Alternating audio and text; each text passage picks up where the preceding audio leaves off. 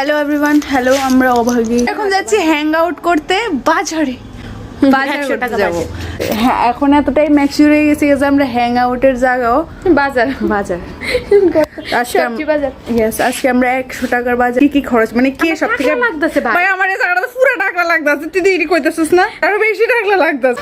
আরে 100 টাকা খরচ করবো মানে কে বেশি জিনিস আনছে ওই টাকাটার মধ্যে, এটা একটা চ্যালেঞ্জ। তারপর আমরা ফুচকা খাবো, তার ফেভারিট বেড়ার থেকে।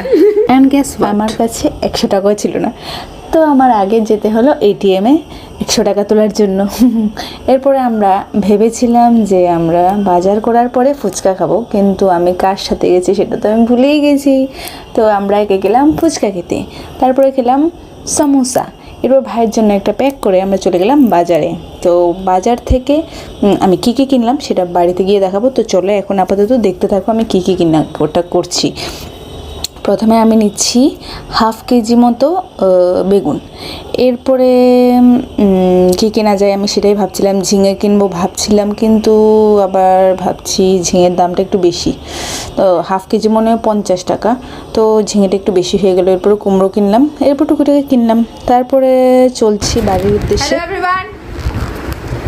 আমরা বাজার করে এসে পড়েছি, তাই কিচ্ছু কিনছে না, আমি কিনছি। আমি খাইছি শুধু। আমি কাঁচা লঙ্কা কিনছি। ও সরি তাই 10 টাকার কাঁচা লঙ্কা কিনছে। তো চ্যালেঞ্জটা হলো না, আমি দেখাইতেছি আমি কিনা কিনা আনছি। Okay wait. ফার্স্ট আমি আনছি ফার্স্ট হচ্ছে আমি এনেছি আলু, কুমড়ো, একটা পাস্তার প্যাকেট, আফি। এরপরে আনলাম বেগুন 30 টাকার, আই থিঙ্ক 500 বেগুন 30 টাকা। পরে টমেটোজ আনলাম আমি 500 টাকার। 500 নেই, না 600, মানে 30 টাকার। That is it for today guys.